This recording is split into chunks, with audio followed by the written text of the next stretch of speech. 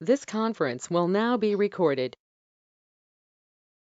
अद्य शनिवासरः अथवा मन्दवासरः कार्तिक कृष्ण अष्टमी दिनांक 27 नोव्हेंबर 2021 दशरथ समीक्षा शङ्खचक्रं जलौकान् चारुदोर्भिश्चतुर्भिः सूक्ष्मस्वच्छातिहृद्यां शुकपरिविलसन् मौलिमम्भोजमे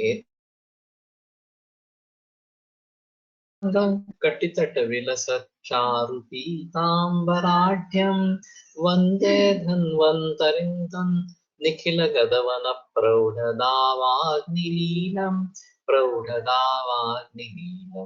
ब्रह्मणो हि समारब्धाम् आत्रेयाद्येषु पूजिताम् अस्मदाचार्यपर्यन्तां वन्दे गुरुपरम्पराम् आयुर्वेदरतं वन्दे माधवाख्यं महागुरुम् आयुर्वेदामृतं सर्वं शिष्येभ्यो यः प्रदत्तवान् द्रष्टाज्ञानी दृष्टकर्मा कृतकर्मा तथैव च अध्यापको भिषक्श्रेष्ठो महान् संशोधकस्तथा गुणैरेतैः समुदितैः यत्कार्यं प्रतनोति सः समृद्ध्यर्थं हि कार्यस्य वयं नु प्रयतामहे सरस्वत्यै नमो यस्याः प्रसादात् पुण्यकर्मभिः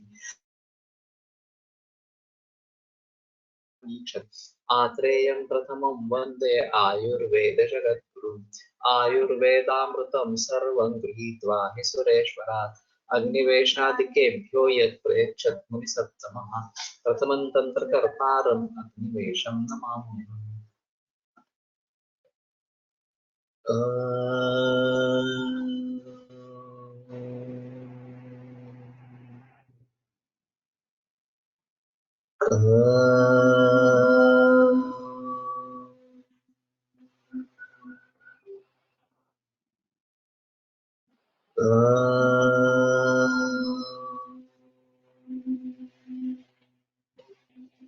ओम शांति शांति शांति।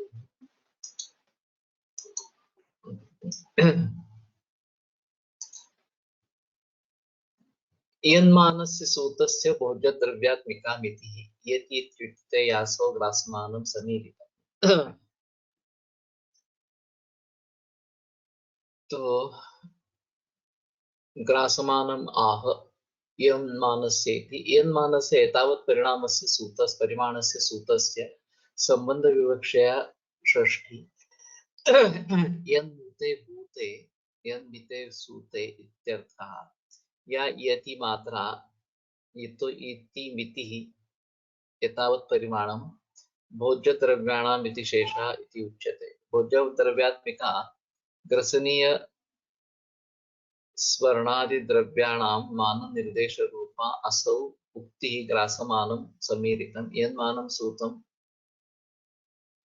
यन्मानं स्वर्णादिद्रव्यं ग्रसितुं समर्थम् एवं रूपमाननिर्देशः ग्रासमानं निर्देशं ग्रासमानं ध्येयम्।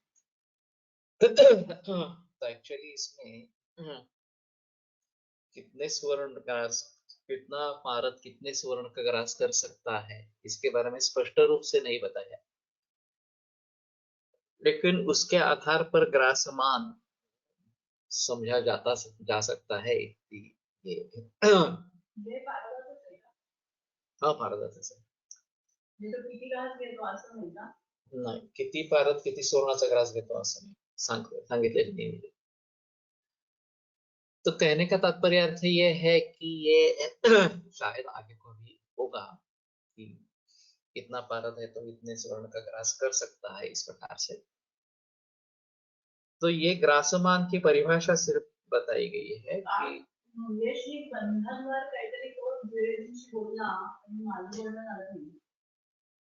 काही नाही कळलं। तो मंगेश आहे ना हाँ तो बंधन भारत बंधन निचरा काहीतरी वेळेने कोण त्यांच्याशी बोलला हो पण त्याचा सारांश काय आहे? हाँ वो बात की क्रिया है बंधन। पहले जो है मतलब याद नहीं करता फिर उत्थापन और फिर बंधन इस प्रकार से क्रम है उसका। ये अलग अलग इस प्रकार के।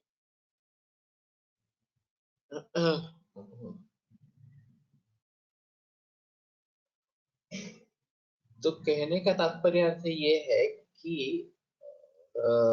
इस प्रकार पारद ग्रास करने लगता है स्वर्ण का, और स्वर्ण का वजन उसमें ऐड नहीं होता, बढ़ता नहीं उतना जितना होना चाहिए उतना नहीं। ये एक अहम मुद्दा है, और इसको विदेशों तक पहुंचाना जरूरी है। बहुत बार हम ऐसा कहते हैं कि हमारे ग्रंथ में पूर्व से ही है वगैरह वगैरह, लेकिन उसको सामने नहीं लाया जाता। तो ये आधुनिक विज्ञान के लिए एक चुनौती है, ये कैसे हो सकता है इस प्रकार से। और ये लोगों ने देखा है, ऐसा नहीं है कि कोई इसका प्रयोग नहीं किया। मैंने जो कल वाली पानी की बात कही थी, बालेंद्र प्रकाश के सिद्ध मेडिसिन, तो उसमें बुभुक्षित पारद का प्रयोग है। तो ये बात अगर हम लोगों तक पहुंचा सकते हैं कि देखो इस प्रकार से पारद बुभुक्षित हो जाता है, स्वर्ण का ग्रास कर जाता है, और फिर उसका वजन बढ़ता नहीं है इस प्रकार से,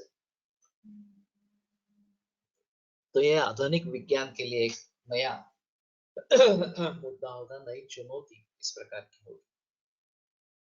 और वैसे भी मैंने रस दोष के संबंध के बारे में भी बताया था कि जो भी सोच समझ हुई है एलोपैथी में, वो कैलोरीज और विटामिन कार्बोहाइड्रेट फैट इस तरीके की है, लेकिन रस से संबंध किसी ने आज तक जोड़ा नहीं है, उनको मालूम ही नहीं है इसके बारे में। और आहार का रस से संबंध, रस का दोषों से संबंध, दोषों का रोगों से संबंध, ये हमारी खासियत है। तो इसको भी विश्व के सामने लाना बहुत जरूरी इस प्रकार का है। और हमारा जो मकसद है वो सामान्य से विशेष तक, यानी कि जनरलाइज टू पर्टिकुलर इस प्रकार का। आयुर्वेद के सामान्य विशेष के बारे में नहीं बोल रहा हूँ कि रस सामान्य है, मधुर रस है, अम्ल रस है, तो उसके क्या परिणाम होंगे, ये सभी द्रव्य में समान इस प्रकार के। लेकिन अगर रस का अनुगुण इस प्रकार का विपाक नहीं है, इसका कुछ और हो रहा है,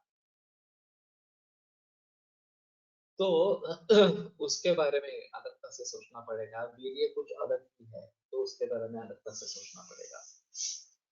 तो जनरल टू पर्टिकुलर ये हम बता सकते हैं, और पूरे विश्व भर के बारे में इसके बारे में सोच सकते हैं। जो भी पदार्थ उपलब्ध है उन सभी के बारे में सोच सकते हैं।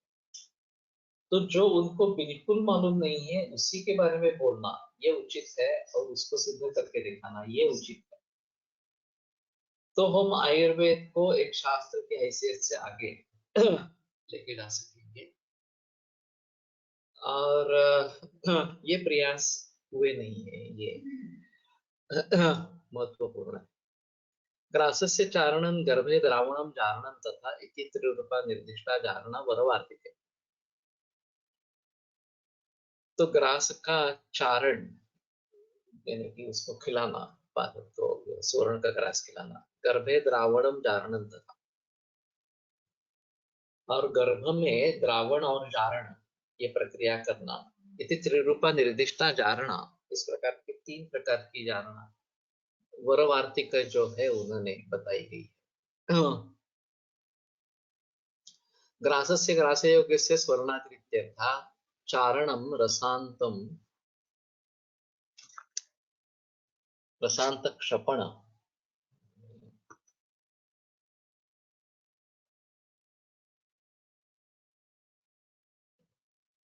गर्भे द्रावणं रसांतं तरलीभवन जारणं विडयंत्रादि योगेन द्रवीभूत ग्रासस्य पाकः। रसांते क्षपणम ऐसा होगा शायद कि पारद में उसका क्षपण हो जाना, द्रावणम रसांत रसांते तरलीभवनम, तो द्रावण रस के ऊपर तैरता है और जारणम विडयंत्रादि योगेन द्रवीभूत ग्रासस्य पाकः, तो ग्रास का पचन हो जाना ये भी अजीब है। तो किसी को इसके बारे में कुछ पता है क्या? प्रैक्टिकली कुछ करके देखा है क्या?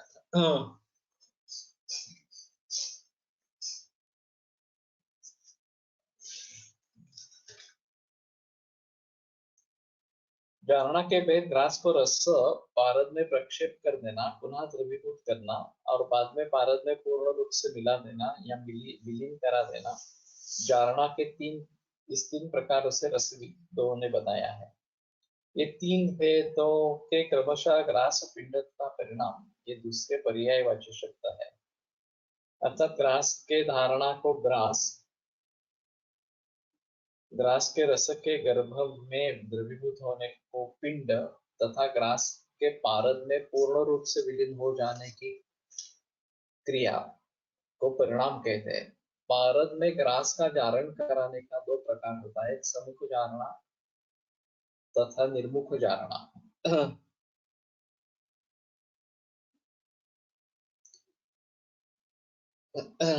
ओके,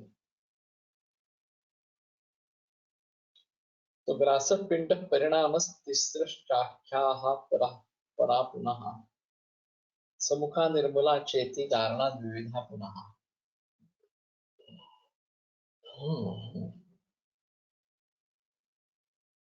उक्त रूप धारणायाः पुनः अवान्तर भेद द्वयमाह सम्मुख इत्यादि। सम्मुख निर्मुख संज्ञक जारणा द्वय लक्षणम आचार्यः स्वयमेव अग्रे वक्ष्यति। जारणाय अपरा त्रैविध्यमाह ग्रास इति। ग्रास कौलीकरण रूप जारणा, पिंडः कर्दम पिंडी भवन रूप जारणा, परिणामः अवस्थान्तर प्रापण रूप जारणा।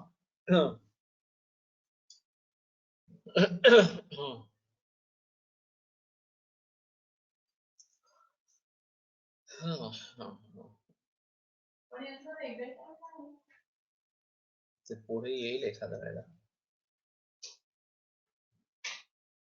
निर्गुणा जारणा प्रोक्ता बीजादानेन घातता।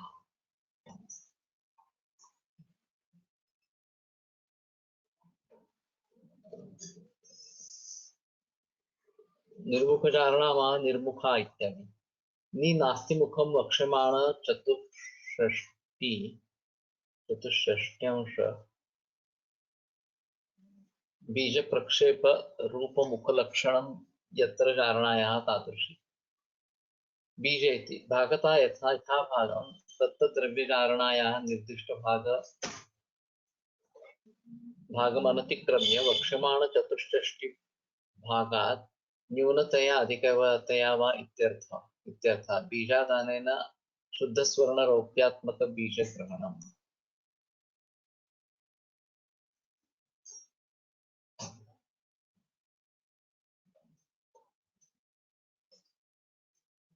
चतुष्षष्ट्यशतो बीज प्रक्षेपो मुखमुच्यते। सम्मुख निर्मुख जारणा के लक्षण पारद में मुख बनाए बिना बीज ग्रास को पूर्ण मात्रा में एक साथ डालकर जो जारणा की जाती है उसे निर्मुख जारणा कहते हैं। सम्मुख जारणा उसे कहते हैं जिसमें पारद का मुख बनाकर जारणा की जाती है। शुद्धम स्वर्णंच रूप्यंच बीजम इत्यभिधीयते। शुद्ध स्वर्ण और चांदी को बीज कहते हैं, अर्थात संस्कृत पारद में ग्रास देने के योग्य शुद्ध स्वर्ण या शुद्ध रजत को बीज कहते हैं। मुखस्य लक्षण चतुष्षष्ट्यंशतो बीज प्रक्षेपो मुखमुच्यते। एवं कृते रसो ग्रास लोलुपो मुखवान् कठिनान्यपि लोहानि क्षमो भवति भक्षितुम्। यह सम्मुखा प्रोक्ता जारणा मृगचारिणा। मृगचारी संस्कृत पारद में पारद के 64वां भाग बीज स्वर्ण या रजत मिलाने की क्रिया को मुख कहते हैं। ऐसा करने से पारद ग्रास लोलुप, ग्रास का लालची, ग्रास को चाहने वाला हो जाता है, उसको मुखवान कहते हैं। पारद मुखवान बन जाने पर कठिन से कठिन धातुओं को भी ग्रहण करने में समर्थ हो जाता है। इस प्रकार की धारणा पहले पारद को मुखवान बनाकर फिर उसमें कठिन धातुओं के पास ग्रास को मिला देने की वाली धारणा को मृगशारी नामक रसविद ने धारणा की संज्ञा दी। हाँ, ये काफी दिलचस्प बातें हैं कि ग्रास लेना है तो मुख होना चाहिए, और एक जानना निर्मुख भी है कि मुख बनाए बिना ही स्वर्ण या शुद्ध स्वर्ण शुद्ध चांदी का ग्रास देके निर्मुख जानना की जाती है। और एक 64वां भाग पारद का अगर बीज प्रक्षेप किया जाता है तो उसको सम्मुख धारणा कहते हैं। एवं कृते रसो ग्रास लोलुप मुखवान भवे। इस प्रकार से ये ग्रास लोलुप मुखवान इस प्रकार का हो जाता है पारद जो है वो। और कठिन से कठिन लोह भी खाने के लिए वो सक्षम इस प्रकार का हो जाता है।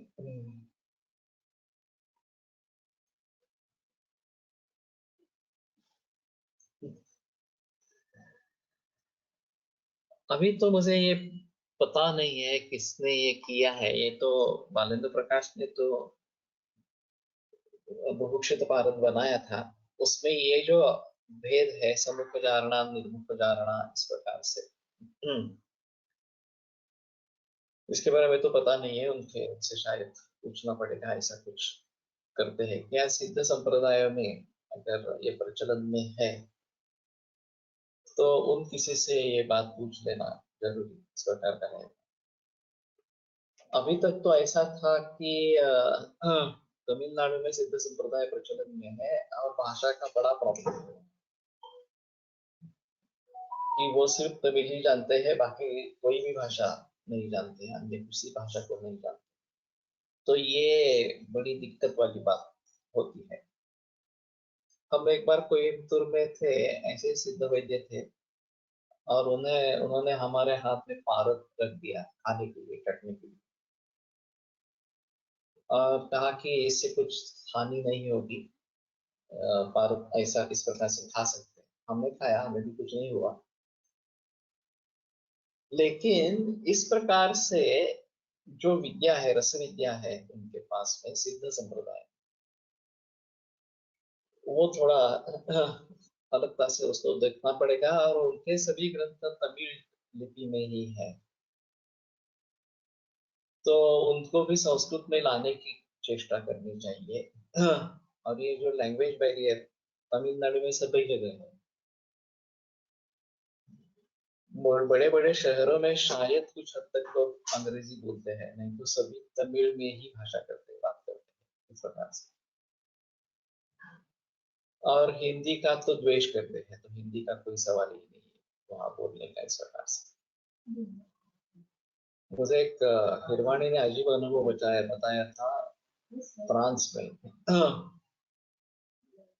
तो फ्रांस में अंग्रेजी बोलने वाले काफी लोग हैं, लेकिन वो भी हेट करते हैं अंग्रेजी बोलना।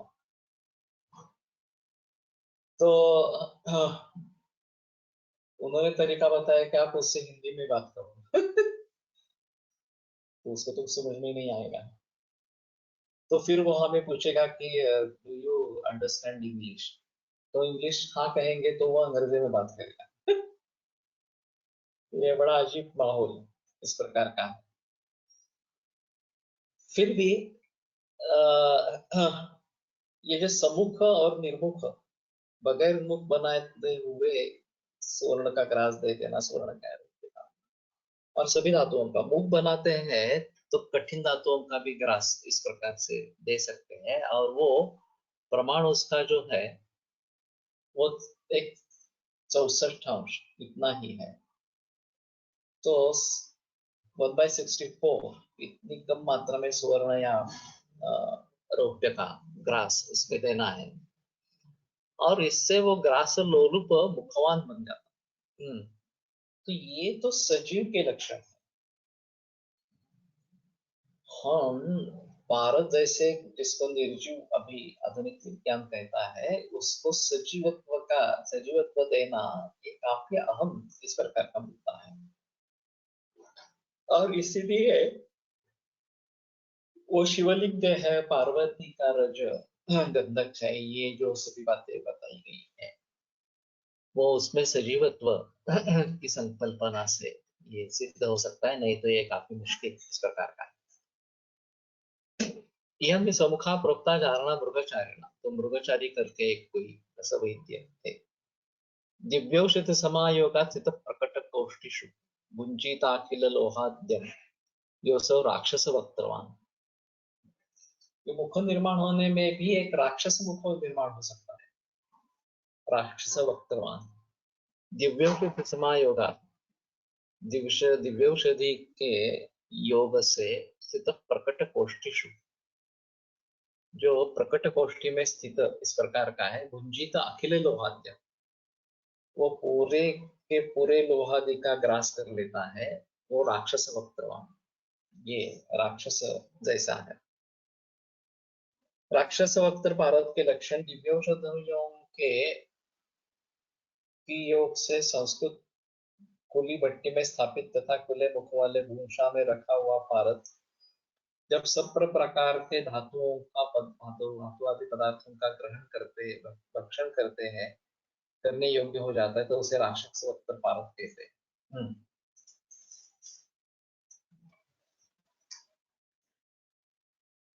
तो अभी एक पारद के साथ अमेलगमेशन या आधुनिक विज्ञान में बताया गया है, पारद उससे सम्मिश्र हो जाता है और खास करके सोने की अंगूठी पहनकर पारद का खल कर रहे होते हैं तो पारद उसके ऊपर चढ़ जाता है, सोने की अंगूठी पर चढ़ जाता है और उसका निकालना काफी मुश्किल हो जाता है। तो ये एक प्रकार से अमेलगमेशन इस प्रकार का है, उससे घुल मिल जाना इस प्रकार का है। लेकिन ये जो बात कह रहे हैं उसका ग्रास कर लेता है तो उस स्वर्ण या रौप्य का अस्तित्व ही नष्ट हो जाता, वो उसमें पूरी तरीके से समा जाता है इस प्रकार से। तो ये एक अहम मुद्दा इस प्रकार का रहेगा कि निर्जीव वस्तु को इस प्रकार के सजीवत्व देना एक बहुत बड़ी बात है, अहम बात है, और हमें ये लोगों के सामने प्रत्यक्ष रूप में लाना ही है वास्तव में। तो मालूम नहीं ज्यादा लोगों ने इस पे प्रयास नहीं किए हैं और फिर देशज बना दिए, उसका प्रयोग शुरू कर दिया, तो ठीक है, इसमें कोई प्रॉब्लम नहीं है। लेकिन ये संकल्पना ही बहुत बड़ी संकल्पना इस प्रकार की है और इसके जरिए मैं मानता हूं कि इसके बारे में थोड़ा प्रयास करना जरूरी इस प्रकार का हो जाएगा।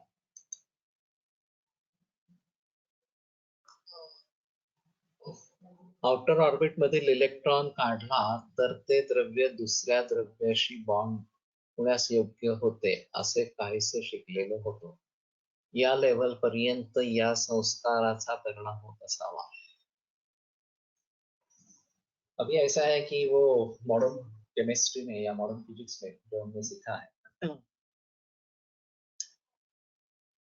वो प्रोटॉन्स और इलेक्ट्रॉन्स ये रहते हैं और कुछ ही इन मूल द्रव्यों में इलेक्ट्रॉन्स थोड़े निकल जाने वाले इस प्रकार के हो सकते हैं और फिर उसका संयोग ये बनता है। अभी भी मुझे थोड़ा सा तो याद आ रहा है, वो इस प्रकार का है। तो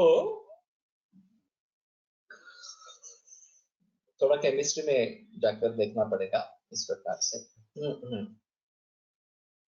लेकिन फिर भी ये जो ग्रास की संकल्पना है वो पूरी तरीके से लोगों के सामने लाना बहुत जरूरी इस प्रकार का रहेगा और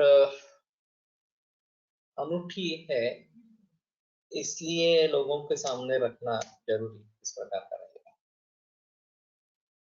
मैं देखता हूँ खीरवाणी से बात हो सकती है इसके बारे में, लेकिन ऐसा है कि ये सब करने वाला कौन है? अभी हम तो प्रैक्टिस में पूरी तरीके से डूबे हैं।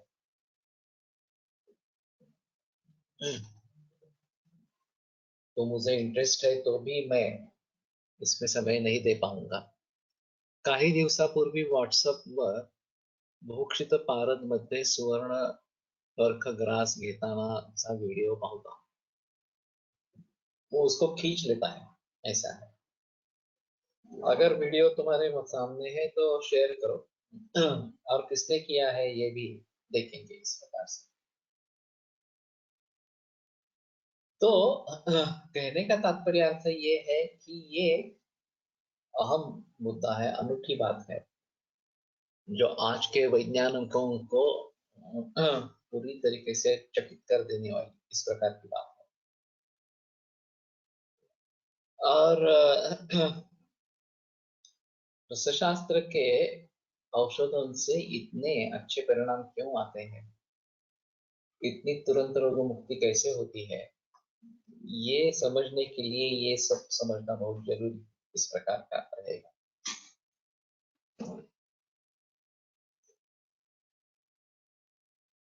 रसस्य जठरे ग्रास क्षपणम चारणमता. तो उसके उदर में, रस के उदर में, पारद के उदर में ग्रास क्षपण एक कारण इस प्रकार का रहता है. ग्रस्तस्य द्रावणं गर्भे गर्भस्थिति उदारता.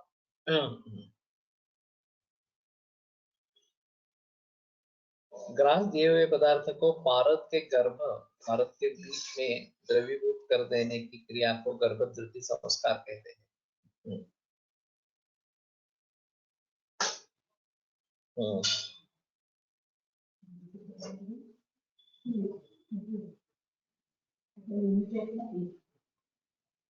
अभी ये तो पता नहीं है कि गर्भधृति के संस्कार से कुछ मेडिसिन बनते हैं क्या,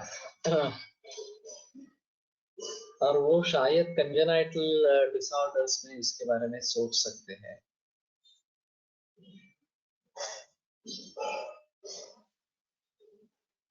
अभी तो मैं गर्भपाल रस का प्रयोग करता रहा हूँ उसके हिसाब से, लेकिन गर्भधृति संस्कार युक्त पारद से अगर कुछ बनता है तो शायद वो उस पर ज्यादा अच्छा काम करेगा. बहिरेवं धृतिं कृत्वा घनसत्वादिकं खलु धारणाय रसेन्द्रस्य सा बाह्य धृतिरुच्यते.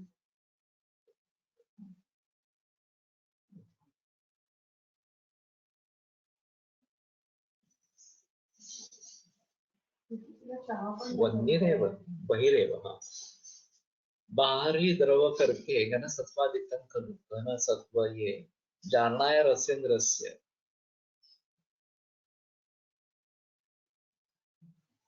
सा बाह्य धृतिरुच्यते. म्हणजे कशाच्या दृष्टीने गर्भपालला और म्हणताय, कशाच्या दृष्टीने गर्भपालला और म्हणताय, गर्भधृती संस्कार केलेला पारद इस प्रकार. म्हणजे काय,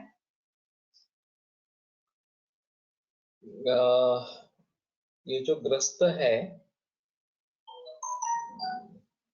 उसको पारद के गर्भ में लीन करना, उसको गर्भधृति कहते हैं.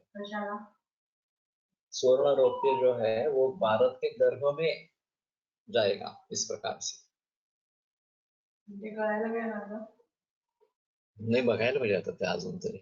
नॉर्मल पारदात पण सुवर्ण वर्ख समाविष्ट होतो असे म्हणतात. त्या व्हिडिओ मध्ये पण संस्कृत पारद नाही बहुतेक. ठीक है, देखेंगे. मंगेश है क्या उपस्थित आज? नहीं है.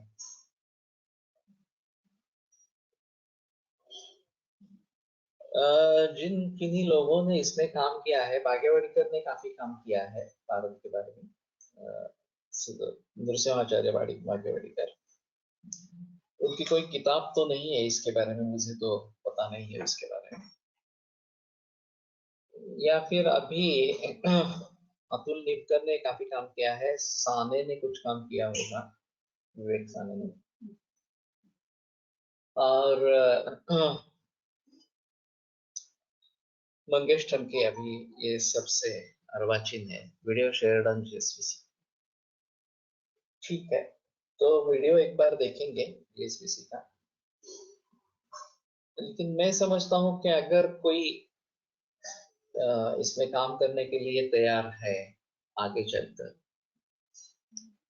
वहाँ है मुकेश क्या है, ओके, तो तुम्हें अगर इसमें इंटरेस्ट है कराने के लिए, तो तुम इसमें दिलचस्पी लो और ये सभी सीखने की कोशिश करो। मेरा तो मतलब है आचार्य सिद्धिनंदन मिश्र, इनके पास जाके आओ, बोलने में क्षमा है, समझने में क्षमा है नहीं है तो अलग चीज इस प्रकार की रहेगी, लेकिन उसका आशीर्वाद भी काफी होगा। जिन्होंने एक्चुअली इसमें काम किया है उनका आशीर्वाद भी हमारे लिए अच्छा रहेगा इस प्रकार से। तो इस प्रकार के अगर बुजुर्ग वैद्य कहीं भी है, हरबिकर शास्त्री भी इस प्रकार के थे एक्चुअली। दिनेश भाई चौधरी को कुछ मालूम है नहीं है, मुझे पता नहीं है इसके बारे में या उनके मार्गदर्शन पर किसी ने और काम किए हैं क्या इस प्रकार से। लेकिन वो भी नहीं रहे अभी दादा हरबिकर। तो पता नहीं है आगे अगली पीढ़ी में, भाग्यवाड़ीकर की पीढ़ी में, प्रशांत भाग्यवाड़ीकर, श्रीकांत भाग्यवाड़ीकर, इन्होंने कुछ किया है नहीं किया है मुझे पता नहीं है। और वो बताएंगे या नहीं बताएंगे ये भी पता नहीं है। वो एक अलग बात इस प्रकार की। और ठीक है, योगेश बेंडाड़े या भाग्यवाड़ी के शिष्य परिवार में ये अमित घोड़के, इन्होंने कुछ किया है क्या ये भी पूछ लेना चाहिए इस प्रकार से। लेकिन मेरे ख्याल में अतुल नीमकर ज्यादा बेहतर है और विवेक सानी, ये दोनों बेहतर रहेंगे। तो ठीक है। ग्रस्त से द्रावण गर्भे गर्भत्रुति रूप होता। गर्भत्रुति के बारे में थोड़ा सोचना पड़ेगा। निर्लेपत्वम, उसके बाद बाह्य धृति है, बहिरेवं धृति कृत्वा घनसत्वादिकं खलु जारणाय रसेन्द्रस्य सा बाह्य धृति उच्यते। तो बाहर उनको द्रवीभूत करके फिर पराग में डालना, ये बाह्य धृति इस प्रकार की बताई गई है। निर्लेपत्वम धृतत्वञ्च तेजस्त्वं लघुता तथा असंयोगश्च सूतेन पंचधा धृति लक्षण। असंयोग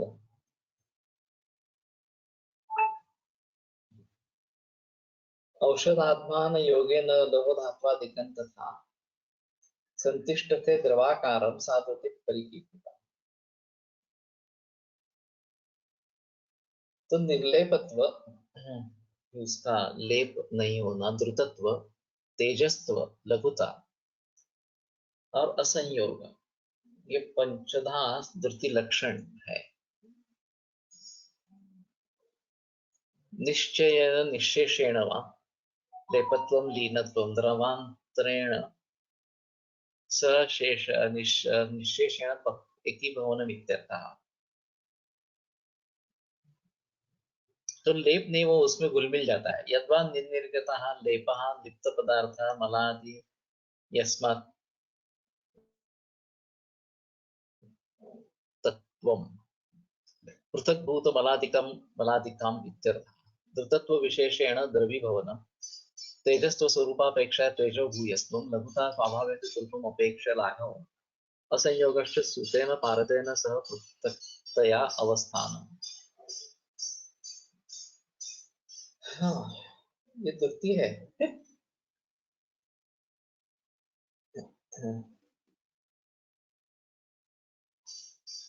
पाल में न चिपकना, द्रव रूप में रहना, तेजस का चमकदार होना, मूल द्रव्य से हल्का होना था, भारत के से अलग रहना, ये उत्तम धृति के 5 प्रकार हैं, जो विशिष्ट औषधियों के संयोग तथा तीव्र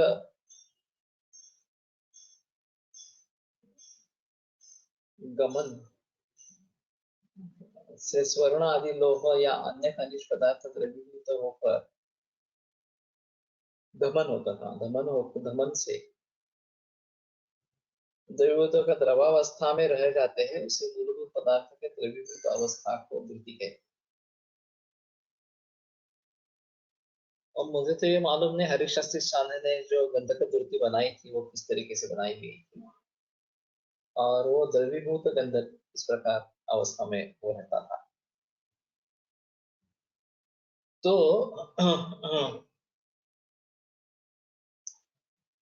इस प्रकार की द्रुति पारद में मिला के पारद से अलग रहते हुए उसमें जारना की जाती है, अजीब है।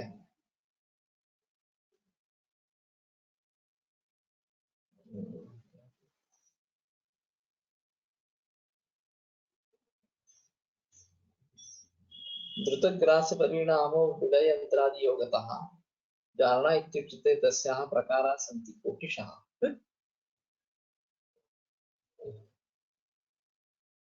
विड वक्षमाण लक्षित यंत्र कोष्टिकादिकं तदादि योगतः अत्र आदिपदेन मूषापूटादीनां ग्रहणं द्रुतस्य गर्भे तरलितस्य ग्रासस्य स्वर्णादिपरिणामः परिपाकः स्वात्मनि अभेदरूपेण परिणमः। रसेन्द्र चिंतामणि तो जारणा ही पातन गालन व्यतिरेकेण घनयमादि ग्रासपूर्वकं पूर्वावस्थापन्नत्वम् इत्यनेन यत् प्रकारान्तरं जारणालक्षणम् उक्तं तत् चारणाख्य जारणाभिप्रायेण बोध्यम्।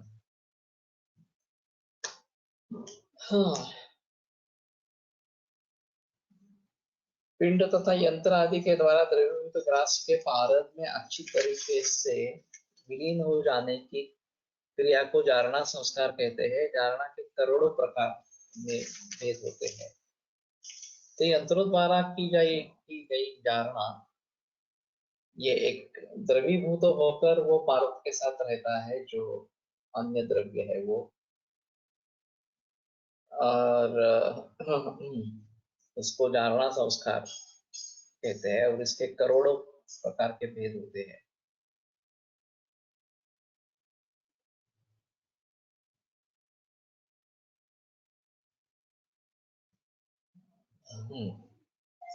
खरी गंधक द्रुती ही पाना प्रमाणे तरल निर्मल असते असे ऐकले आहे।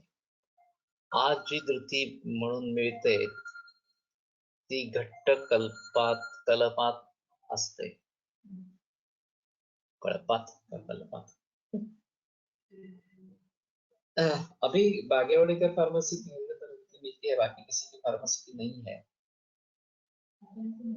तो उसको गंधक का स्मेल बहुत आता है, इतनी पतली नहीं रहती, थोड़ी घना है, लेकिन द्रुति ही है इस प्रकार से। तो मालूम नहीं हरिशास्त्री साने ने जो गंधक द्रुति बनाई, इस प्रकार से अगर पारद में गंधक की जारणा द्रुति के जरिए की जाती है तो शायद एक अलग बात बन सकती है कि वो अलग रहेगा, द्रव फॉर्म में रहेगा, और उससे अपेक्षित परिणाम मिलेंगे। काली कालपट, ओके, कालपट असते। गंधक मैंने जो देखी है वो भाग्यवाड़ीकर की वो इसी प्रकार की है।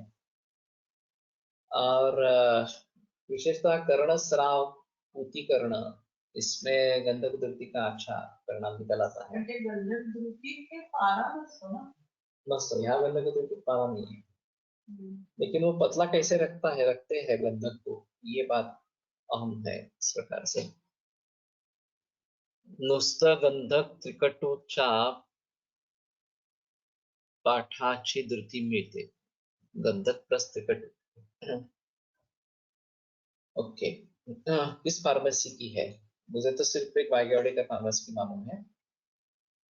इस कर्णस्राव में या पूतीकर्ण में यंकोना ये गंधक द्रुति वाला ही है, आश्रम का जो प्रोडक्ट है वो तो सभी जगह उपलब्ध नहीं होता है। यहाँ वेदस के यहाँ से तो मिल सकता है। तो गंधक द्रुति उसके बदले में प्रयोग कर सकते हैं। और थोड़ी सी लगानी है और धूपन करना है, तो जो पुष्टिकरण है, पस फॉर्मेशन वगैरह वो सब कम हो जाता है और वर्ण शुद्ध होता है।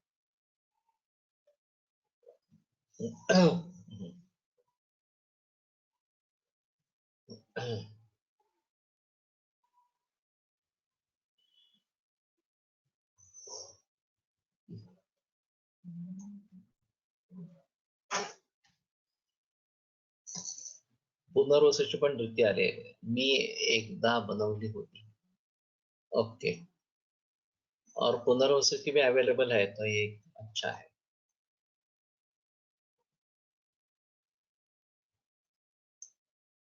क्षारैरम्लैश्च गन्धाद्यैर्मूत्रैश्च पटुभिस्तथा रसग्रासस्य जीर्णार्थं तद्विडं परिकीर्तितम्।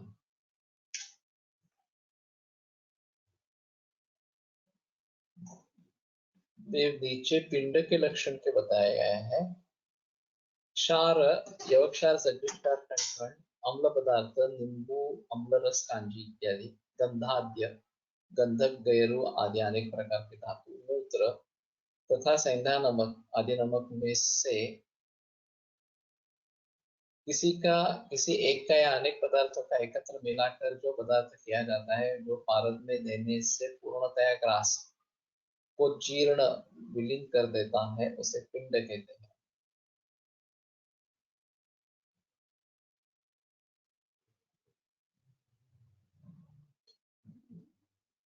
तो ये भी थोड़ा अजीब है कि ग्रास देना है और फिर उसके पाचन के लिए और ये ग्रास देना है।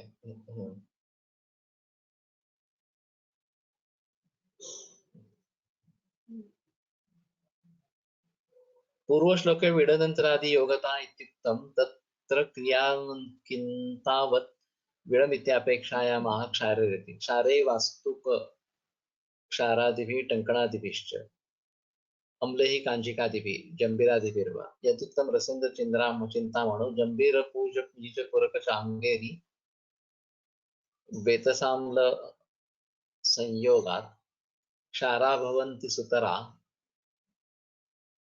गर्भधृतुजारणे शस्ता। गन्धाद्यैरित्यत्र आद्य शब्देन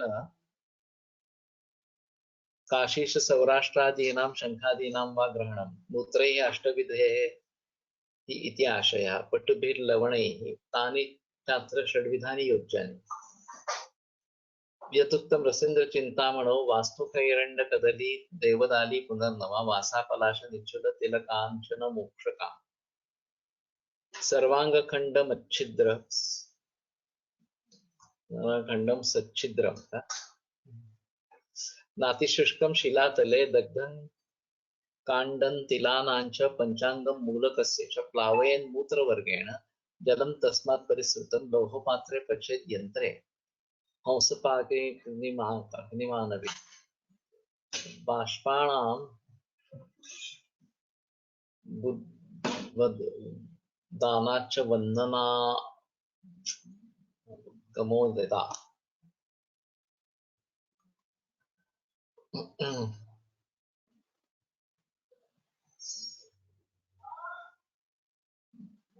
बुद्बदानां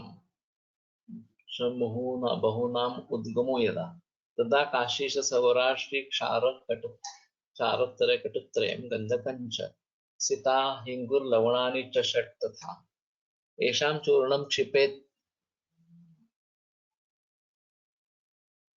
लोहसम्पुटमध्यतः सप्ताहं भूगतं पश्चात् धार्यस्तु प्रचुरो बिडः अत्र सकल क्षारैः साम्यं तिलकाण्ड क्षाराणाम् इति नित्यनाथ पादा। अरे वाह, हंसपाक यंत्र लक्षणमपि तत्रैव। अरे वाह, मी बत्तासावर घालून अभ्यंतर वापरली आहे 7 वर्षाच्या मुलाला कृमिजन्य दुर्दृष्टी वारंवार तास या लक्षणावर। ओके, तो गंधक तृतीय तरीके से प्रयोग में ला सकते हैं।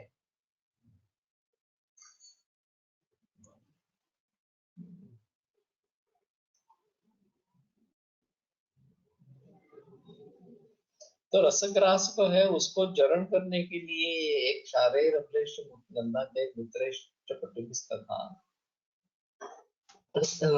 उसको विड़ इस प्रकार से कहते हैं, जो दिया जाता है ग्रास वो विड़ कहता है।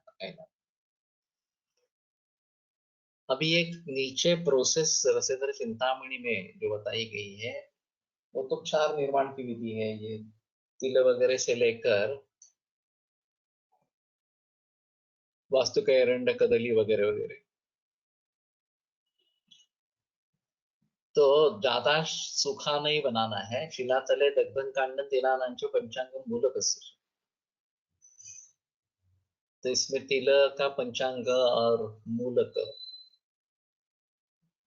ये सब जलाना, और फिर प्लावेन मूत्र वर्गेण जलम तस्मात् परिसृतम, मूत्र वर्ग से उसको प्लावन करना। तो ये उसमें जो क्षार है ये समा जाएगा मूत्र वर्ग में इस प्रकार से। लोह पात्रे पचेत यंत्रे हंस पाके अग्नि मानन। और उसका जो जल है वो क्षार जल है, तो उसको आगे फिर अग्नि पर रखना है। और हंस पाक ये एक अग्नि देना है इस प्रकार से। और फिर उसमें बुदबुद जब निर्माण हो जाते हैं, वाफ निकलती है, तथा काशीश सौराष्ट्र क्षारत्रय कटुत्रय वगैरह वगैरह ये इसमें डालना है इस प्रकार से। और फिर उसको भूमि में रखना है। तो ये क्षार निर्माण विधि इसी प्रकार का है। टॉन्सिल और प्रतिसारण वैद्य रमेश नादल खूप रुग्णात वापरला है। हाँ ये है, अभी टॉन्सिल के पेरिस बहुत ही कम है इस प्रकार से है कर सकते हैं।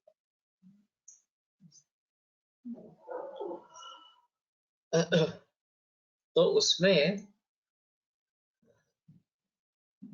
निस्संदेह लगा सकते हैं अगर टॉन्सिलाइटिस के जरिए ज्वर इस प्रकार का है तो इसमें कर सकते हैं। या भी इस प्रकार के आधुनिक निदान और उसके लिए आयुर्वेदीय चिकित्सा एक अलग माहौल इस प्रकार का है। वैसे बहुत कम रहते हैं इस प्रकार के रुग्ण, लेकिन होते हैं कभी कभी, विशेषतः छात्रों के रिश्तेदार और हमारे जो फैमिली इस प्रकार के मरीज बन गए हैं, फैमिली पूरी हमारी मरीज है, उनमें से ये बात आ सकती है। तो उनको भली भांति इस प्रकार से देखना है। तो गंधक तृतीय का उस प्रकार से अच्छा फायदा होता है। पंचेस दुष्ट व्रणामध्ये गंधक तृतीय वापरतात। तो वही मैं बता रहा हूँ कि जहाँ पूय का निर्माण है, दुष्ट वर्ण है, उस सभी में गंधक तृतीय का प्रयोग कर सकते हैं। बीच में सल्फा ड्रग्स आए थे एलोपैथी में, वो बाद में परास्त हो गए। और इस सल्फा ड्रग से काफी अच्छे रिजल्ट्स आए थे। कुछ लोगों को उसकी एलर्जी हो गई और फिर ये तकलीफ वाली बात हो गई, लेकिन बाकी लोगों में जिनमें ये अच्छा इस प्रकार का मिला, परिणाम मिला, उनमें तो परिणाम अच्छा मिलता ही रहा।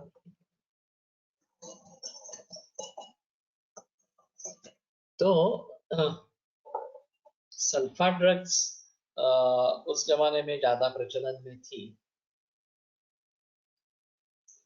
अभी भी एलोपैथी अस्पताल में दाखिल करते हैं तो एलर्जी पूछ लेते हैं, और अगर सल्फा ड्रग्स की एलर्जी है तो वहां मेंशन की जाती है कि सल्फा ड्रग की एलर्जी है। अभी इनका प्रचलन काफी कम हो गया। एलोपैथी में जो बदलाव आए हैं इस प्रकार से, उनका इतिहास भी थोड़ा जाकर देखे, ज्यादा इतिहास नहीं है।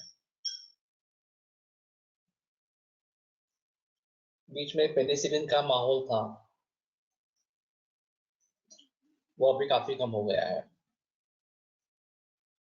सिर्फ रुद्रोग में यूनिडोरा 12 लाख यूनिट्स ये 3 हफ्ते के बाद देते रहना, ये अभी भी प्रचलन में है। तो जो परिवर्तन इस प्रकार से आए हैं एलोपैथी में, उनको भी भली भांति देख लेंगे, और ग्रंथों में इस प्रकार के जो है वो कहाँ पे उसका प्रयोग कर सकेंगे ये थोड़ा देखेंगे।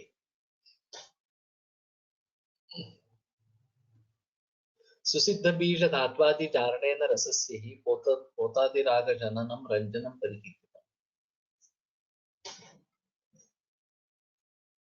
सुसिद्ध बीज धात्वादि से जो रस का जारण होता है, पोतादिराग जननम,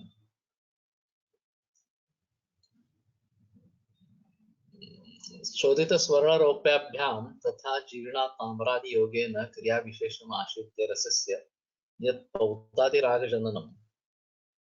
इसका अर्थ क्या है? लेकिन मैंने कुछ नहीं किया।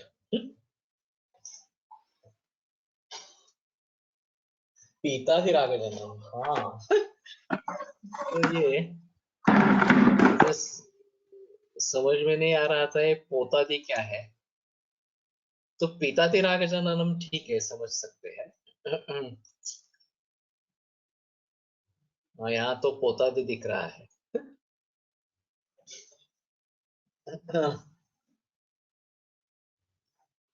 विशिष्ट विधि से संस्कृत बीज स्वर्ण रजत अभ्रक आदि को पारद में गारित कर उसमें पीला या अन्य किसी रंग को बना देने की क्रिया को रंजन संस्कार कहते हैं।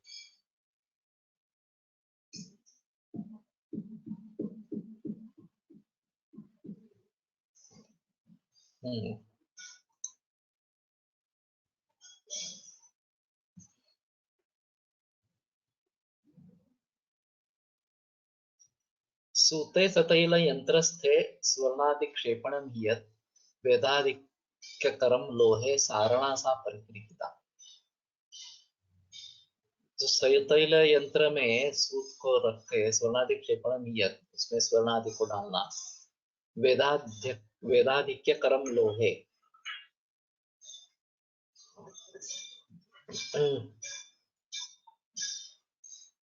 ये किताब है मेरे पास रसरत्न समुच्चय की, इन डॉक्टर इंद्रदेव त्रिपाठी, और भाषांतर काफी अच्छा है, गलतियां नहीं है, तो अच्छी बात है। किसका प्रकाशन है? मुझे किसी ने भेज दिया है, चौखंबा संस्कृत संस्थान वाराणसी।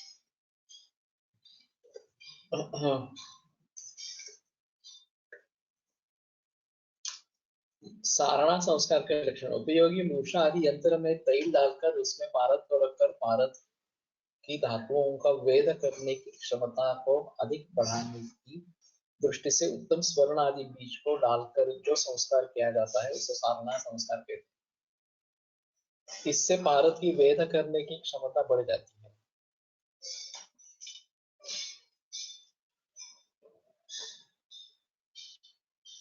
जामनगरला अशुद्ध गंधकापासून धृती बनवली जाते, जी बाह्य उपचारासाठी आहे, विशेषतः निंब तेलामध्ये मनी होती, तर कंडू प्रधान त्वचा रोगात चांगला उपयोग होतो। अशुद्ध गंधक से क्यों बना मालूम नहीं, केवल बाह्योग योग के लिए करना है, लेकिन वैसे कोई भी द्रव्य शुद्धि के बिना प्रयोग में नहीं लाना है। मैंने काफी बार अशोक भट्ट के यहाँ गंधक शुद्धि की प्रोसेस देखी है। वो भृंगराज में करते थे, भृंगराज सोरस में करते थे, और बड़ा धुआं होता था, बहुत बड़ी गंध होती थी। तो उनका तो एक थोड़ा अजीब इस प्रकार का था कि भृंगराज जो है वो खास करके श्राद्ध और पक्ष में प्रयोग में लाया जाता है। तो पितृदोष अगर है तो भृंगराज का प्रयोग करना। वो इस प्रकार का गंधक, शुद्ध गंधक सभी पुड़ियों में डालते थे, एक भी पुड़ी ऐसी नहीं होती थी कि जिसमें गंधक नहीं डाला गया। और ये कहते थे कि ये इसके लिए कर रहे हैं। तो अभी इसके बारे में थोड़ा सा सोच सकते हैं कि जहां इस प्रकार से पूर्वजों से कुछ पाला हो या उनके बारे में कुछ सोचना हो, तो इस प्रकार का शुद्ध किया हुआ गंधक या भृंगराज का ही घन ये डालेंगे, ये तो आसान है इस प्रकार से। अमावस्या में लक्षण बढ़ते हैं। कल ही मरीज आई थी, एक्चुअली 30-32 बरस का युवा है और कमर से नीचे ताकत बिल्कुल चली गई है, व्हील चेयर पर है। ये बल संवेदना भी उतनी अच्छी नहीं है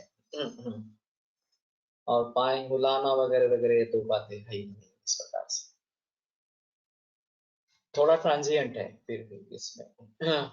कभी कभी वॉकर के साथ प्रयास करते रहेंगे तो थोड़ा खड़ा रह पाता है वगैरह वगैरह इस प्रकार से। और फिर उसने बताया कि अमावस्या को लक्षण बढ़ते हैं इस प्रकार से। तो जहां ऐसी स्थिति हो वहां हम एक तर्पण बताते हैं करने के लिए, पितरों का तर्पण करने के लिए। लेकिन ये तो काफी युवा है, उसके पिता उसके दादा ये भी जीवित है, तो दादा को यह अधिकार रहेगा तर्पण करने का, उनको नहीं रहेगा इस प्रकार से। तो दूसरा एक तरीका होता है कि जिस पानी में मछलियां हैं उनमें आटे से, गेहूं के आटे से बने गोले बनाकर उसमें डाले, मछलियों को दे दे अमावस्या। तो ये बताता रहता हूँ। लेकिन फिर भी इस प्रकार के मरीजों को ढूंढना और उसमें फिर ये भृंगराज का प्रयोग करना। मैं अभी याग भस्म का प्रयोग करता हूँ इन सभी में, लेकिन उसके बावजूद ये भी बात इस प्रकार की हो सकती है कि भृंगराज का इस प्रकार से प्रयोग कर सकते हैं। तो वेदाधिक्य कर वेद निर्माण करना, धातुओं का वेद करने की क्षमता उसको बढ़ाना, ये एक अलग बात है, अगले गुरुवार को देखेंगे। आयुर्वेद प्रकांडो निगदित हि शल्यतंत्र प्रधानः शिष्येभ्यः शाश्वतोऽयं निखिल जन कृपा व्याप्त चित्तेन येन आयुर्वेदस्य वाञ्छन् पुनरपि भुवने काञ्च सुष्ठु प्रतिष्ठां श्रेष्ठं धन्वन्तरिं तं प्रणमति च सदा वैद्यवर्गो हि नूनम् वैद्यवर्गो हि नूनम्।